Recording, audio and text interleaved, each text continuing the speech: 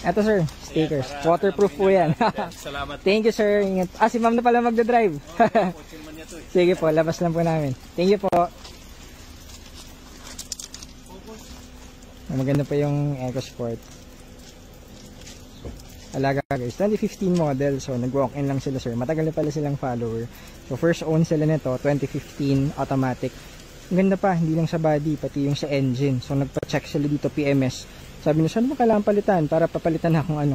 Sabi na, ang ganda pa eh. So lahat, radiator, okay pa. Since day 1, wala silang kahit ng pinalitan guys.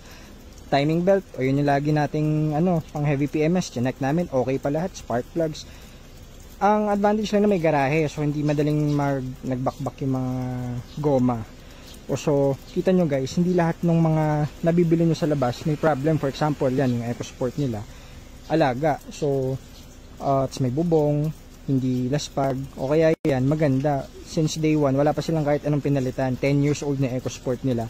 Ginawa natin dito, PMS lang. Change oil, air filter, check everything, all good. So, ayaw nila ibiyahe ng malayo kasi tataas daw yung milyahe. Sabi nga, gamitin nyo lang, enjoy nyo lang, maganda pa. So yun, yun muna. At ayos tong EcoSport na to. So labas mo natin yung sakyan at maulan guys. Good morning, ingat kayo sa daan.